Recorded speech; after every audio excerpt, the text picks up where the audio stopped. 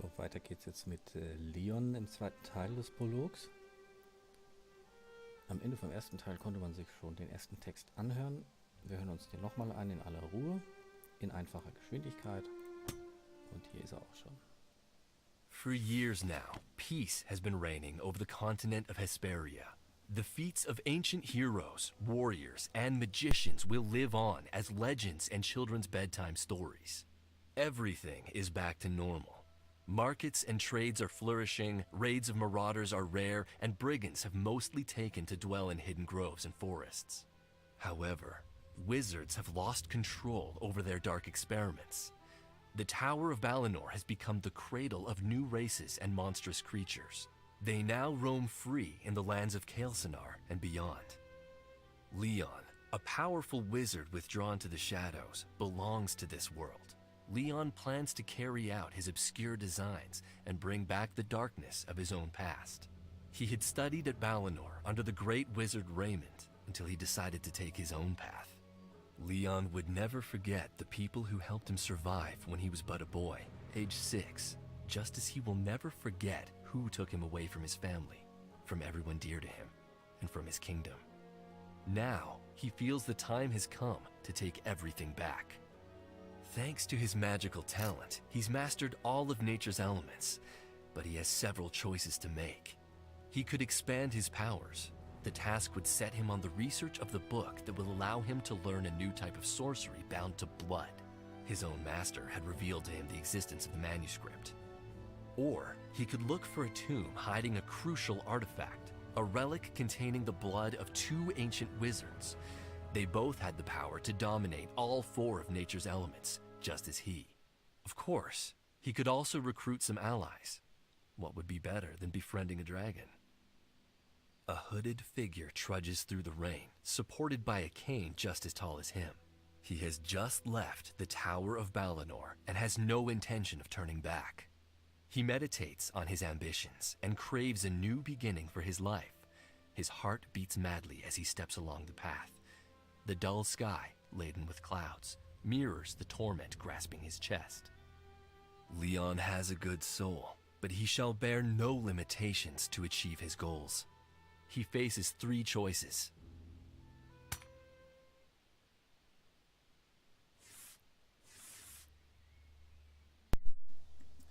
Jo, was machen wir denn als erstes?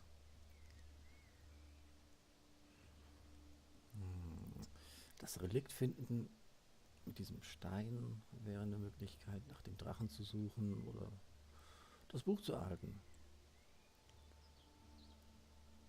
Ich weiß schon, dass man alle 3 Sachen machen muss, nur die Reihenfolge ist jetzt interessant. Dieses Mal entscheide ich mich mal dafür, dass wir hier nach dem Relikt zuerst suchen. Leon enters the Rulath Forest, an area that has long served as the home of several outlaws. Reminiscent of his mentor's stories, he remembers that the tomb of Hesperia, the magician who had protected him as a child, should be here. The tomb guards a medallion containing the blood of 2 wizards who, like him, were able to control all 4 elements of nature. He must have it.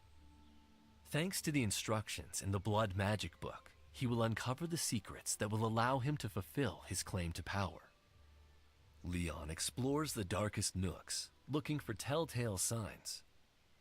A shadowy atmosphere surrounds him, as if he were inside a cemetery, or worse, an open-cast crypt. An ill feeling rushes through him, such as he has never felt in his entire life.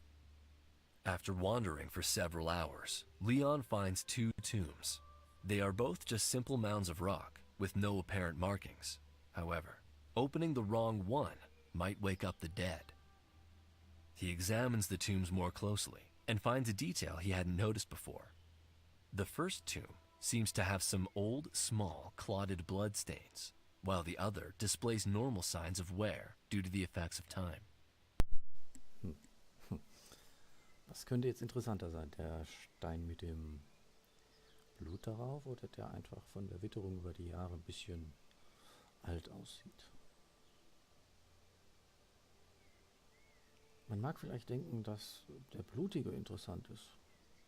Der andere, der ist ja nur so einfach. Ne? Entscheide mich für den einfachen. Bin gespannt, was kommt. He made the right call. After some major effort and a few hours' work, Leon retrieves the jewel. Weirdly enough, his old keeper's bones weren't inside the tomb, a fact which leaves Leon quite astounded. He takes the silver pendant. The medallion is divided into 3 sections. 2 contain a red liquid, whereas the third is still empty, ready to receive more blood. Leon must now learn to master this type of magic. He's fascinated and can hardly wait. Ja, das war dann mal die richtige Entscheidung. Ich könnte spoilern und sagen, was bei der anderen passiert. Man kommt da durchaus lebend auch durch. Das ist kein Geheimnis. Kann man schaffen, wenn man auf den Text achtet. Aber ich verrate es nicht. Wenn ihr das dann selber spielt, könnt ihr diese Entscheidung treffen und dann sehen, was es da gibt. Mal gucken, wie es weitergeht. Also, jetzt muss man entscheiden, wie wir weitermachen. Ja, jetzt haben wir das Relikt, den Kristall und jetzt gehen wir mal nach dem Buch suchen. Gucken wir mal, was es da so gibt. Leon decides to go after the Book of Blood Magic. He heads northwest for the city of Remagast, close to the border with the cold desert. He might find an old acquaintance there to start issuing his first commands. His journey proceeds smoothly, and after about 1 day, Leon crosses the city gates. His eyes meet a ghastly scene. Remagast is still in ruin. Triumvar Lotanor, the blood wizard who tried to take over Kael'Sanar, had dealt it a harsh blow. Though the wizard was defeated, he had been able to hide away the secrets of his sorcery. Leon had been able to gather such information due to being closely tied to the wizard's story. Their hearts were just as dark. He moves among the alleys of the city, heading to a tavern with a sign so badly faded that the name can no longer be read. He has the feeling that his man might be within those walls. The hall is crowded, and the noise is deafening. Nobody notices his entrance, save for a bald, pale head, which turns to face him. His pointed ears move as if they have a life of their own. Leon recognizes him right away and heads for the elf's table.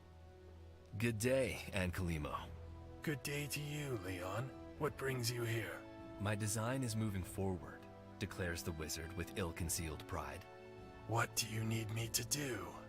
Head to Snelfos, gather the army, take the city, and ready yourselves to move against Balinor, Leon orders.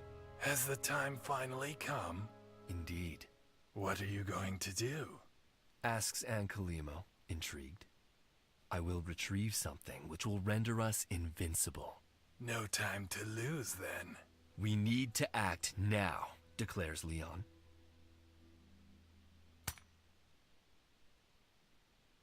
Leon indulges in a night of restful sleep to restore his energy. After fleshing out the last details of his plan with Ankalimo, he resumes his journey to the north. First, however, he must carefully choose the enchantments he'll rely on. Triumvar Lotanor was able to bend all of nature's elements to his will, so he needs to be ready for any circumstance. As evening falls, the wolves' howls echo in the ominous landscape. The wizard comes across an imposing jet tower. Searching around the complex, he locates the door with surprising ease. Leon is skeptical. He had expected some sort of magical ploy to be hiding it. Perhaps all of Triumvar's enchantments were lifted upon his death. However, his sixth sense warns him that something isn't quite right. Examining the tower thoroughly, he finds the bones of a mouse. A trap appears to still be operational. Leon studies the corpse closely and analyzes the ground around it. He notices that the bones are broken and the soil seems to be overturned. The wizard must now choose which magic to use to safely enter the tower.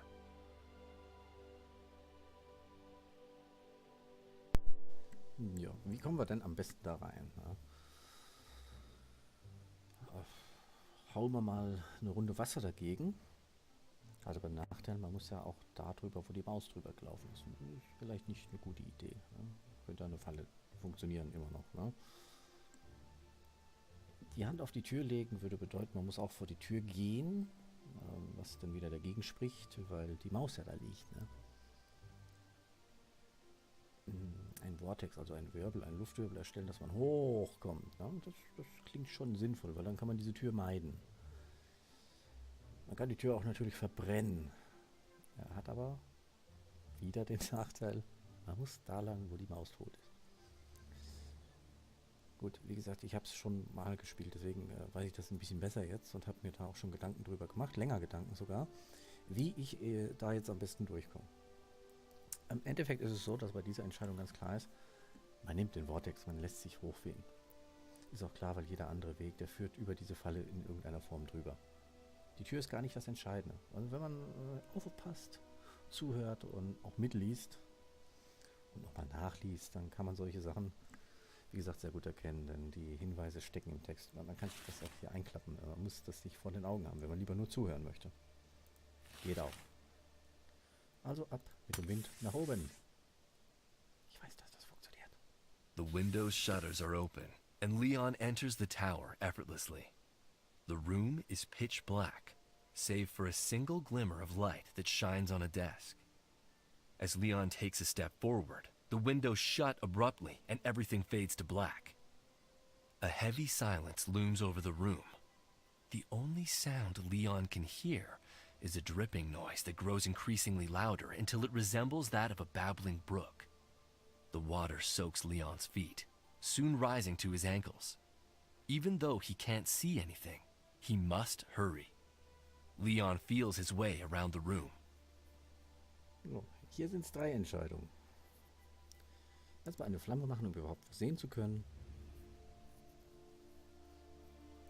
Den Boden ein bisschen aufbröseln, damit das Wasser abfließen kann. Oder eine Wasserbarriere.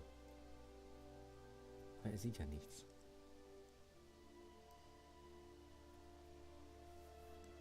Was macht man, wenn man nichts sieht? Licht an. Searching the room, Leon finds an hourglass on the desk, the only object in the otherwise unadorned chamber. Leon tries to pick it up, but the base is fixed to the desk as a sort of lever device. The movement stops the water flowing in from above, and it starts to drain out through several nozzles that sit along the walls. Meanwhile, a door opens, pointing him towards a long and winding spiral staircase. It leads up to the top of the tower. Leon bolts in as the door shuts behind his back. This time, the room lights up completely. The chamber is circular in shape, and at its center lies a bookstand with a significant tome on top. Closing in, Leon reads the title, Blood Magic. Everything seems easy. Perhaps too easy. But Leon has a shut door behind him, and there is no way out. Out of nowhere, a fire elemental appears, ready to jump on the sorcerer. Ja, ein Feuerelementar. Er hatte Wasser? Feuerelementar. Wasser. Leon kills the guardian and takes the book. A secret door opens along the side of the tower, and he steps in. A row of torches lights his path. Even though he can't fathom how any of it is possible, 1,000 thoughts rush through his mind. He has faced many dangers, including death. However, he had done it. The tunnel takes him outside, from where Leon will resume his journey. Feuerelementar besiegt, Buch in der Hand und weiter geht's. Bleibt ja nur noch eine Sache übrig, die es zu machen gilt. Nach dem Drachen suchen. Suchen wir mal nach einem Drachen. Without hesitation, Leon decides to head to Laganasan. The cold desert is an inhospitable region inhabited only by outlaws. Its border is marked by an imposing metal fence. No one has ever been able to climb over it. Several barracks are placed along it, evenly spaced, with hosts of soldiers. Each troop is numbered. The changing of the garrison takes place but once a year. A patrol sees Leon and stops him. They warn him against heading across the border alone. Leon tries to pull rank as a sorcerer, meaning to persuade them to let him through. Instead, the soldiers surround him and escort him to the highest-ranking officer. And this is? The captain inquires. He wouldn't say. One of the soldiers replies. Talk then, or I'll lock you up.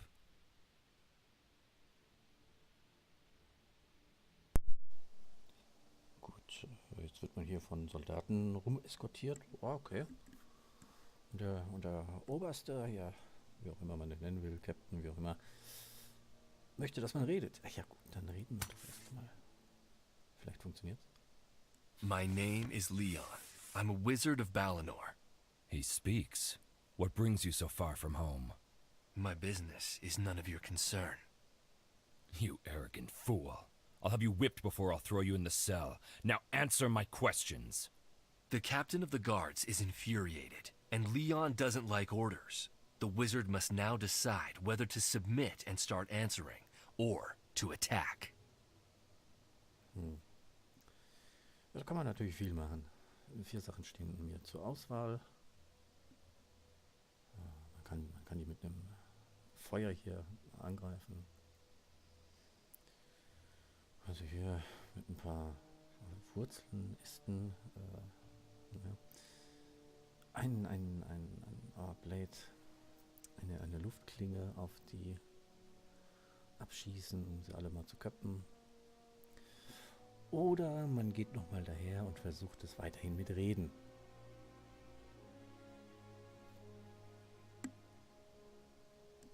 Wobei ja dieser Captain nicht besonders erfreut war über die ersten Worte, die Leon hier losgelassen hat. There are no secrets here at the border. Arrest him. Let's see if a few days in jail will get him to talk.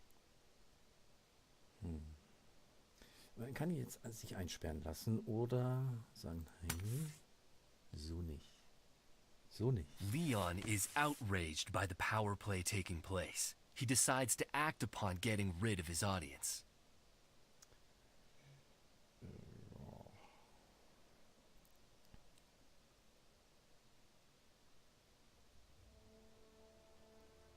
Ah, klar, das mit der Airblade klingt gut.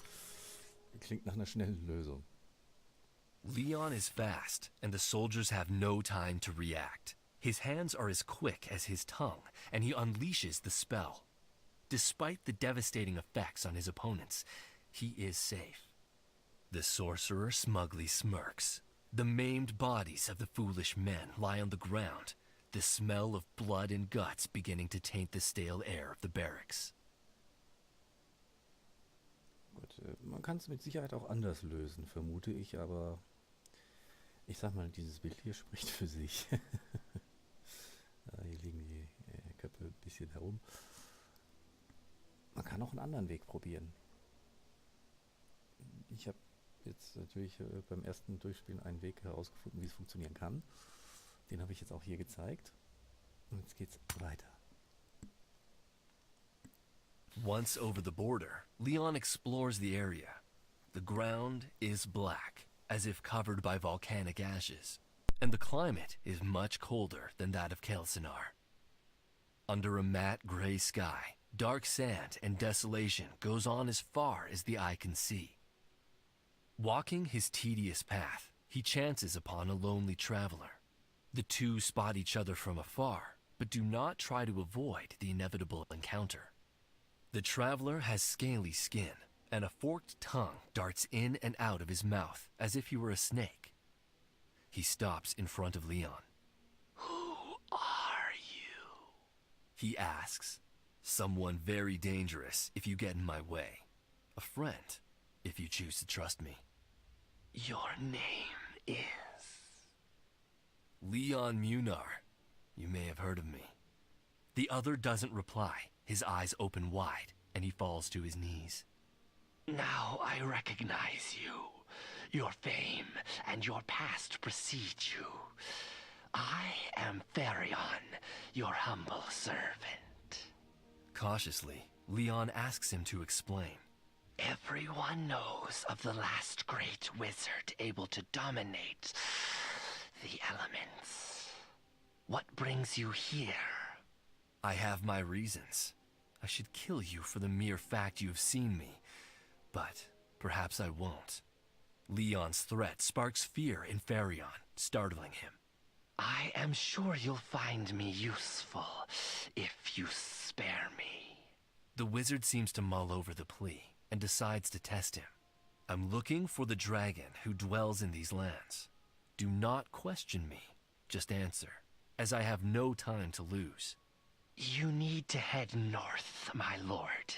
You'll find a black hill surrounded by bones. There you'll find a cave. That's where the reptile lives. No one dares approach it. If you have spoken the truth, wait for me in the city of Snelfos. I'll reward you fairly. If you are lying, however, I will seek you out and I will kill you. How will I cross the border, though? It's under surveillance. Barracks number 7 is empty.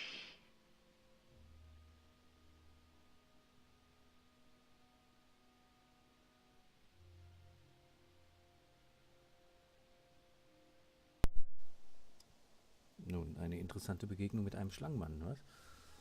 Gut, dann wollen wir uns mal weiter auf die Reise machen.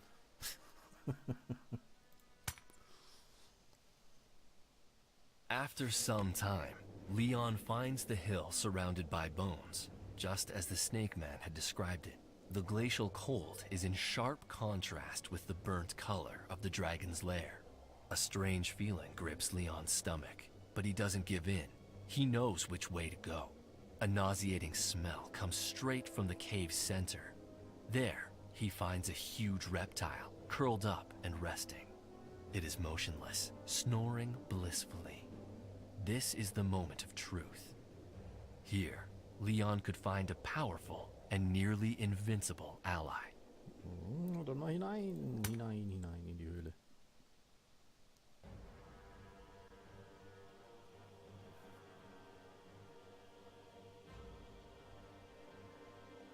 Ah ja, das ist also der Drache. Der Drachen. Der Drachen. Bitte, the dragon. The wizard decides to step into the cave, and an eye is soon upon him. The dragon rises abruptly, spreading its mighty wings that take up the entire den. It roars and bellows a flame upwards. The dragon is imposing. Next to it, Leon is merely an ant. Its back is covered in scales, while its belly resembles that of a snake, slimy and gross. Leon's gaze follows the coils of fire as they rise. He notices that the hill's ceiling is open to the skies, allowing the creature to come and go as it pleases. A primal fear grips the wizard's heart, but his determination prevails. The situation is critical, and he must act now.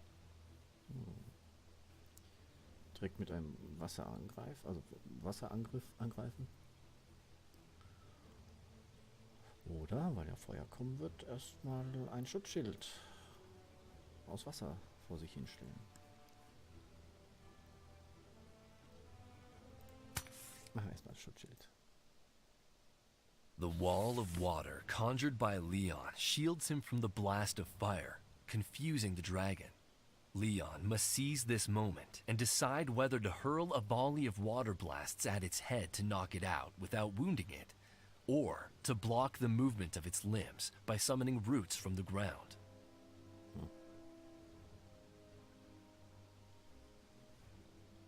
Ja, bei der Größe. Ich meine, der hat ja nicht nur seine Klappe, der Drache, ne? Machen wir den mal bewusstlos. Versuchen wir es. His play succeeds, and the dragon collapses to the ground, exhausted. Leon approaches the reptile and lays a hand on its snorting snout. Leon gathers a state of utmost concentration as he was taught by the wizards of Amarin. He exploits his telepathic abilities to sneak into the mind of the now tame beast. He conveys the message that he is a friend who simply needs its help. The dragon is confused, and the wizard manages to flatter it quite easily. Despite its colossal size and devastating power, it is still just a simple-minded animal. Even though Leon has gained control over the dragon, he can't take advantage of all its talents just yet. Therefore, he decides to go back to pursue the other aspects of his plan. Now that he's established a lasting bond, he'll be able to summon the beast to his side whenever he shall want. Okay.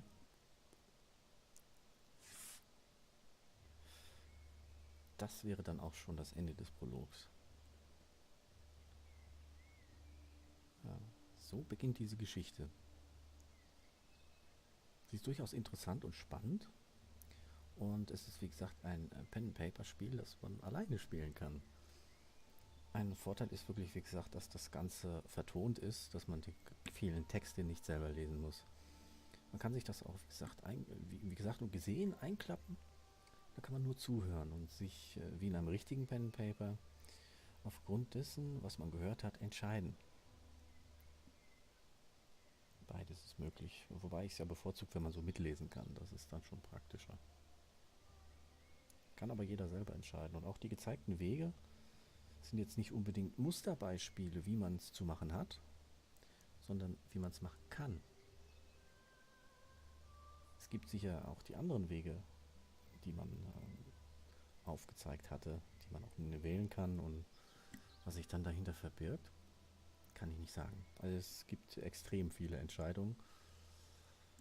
Es sollen 80.000 Möglichkeiten geben, und auch zum Ende hinaus gibt es, glaube ich, über 15, 16, 17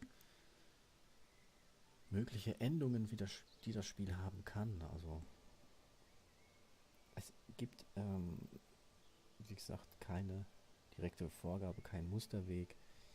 In dem Fall führen viele Wege nach Rom. Ja.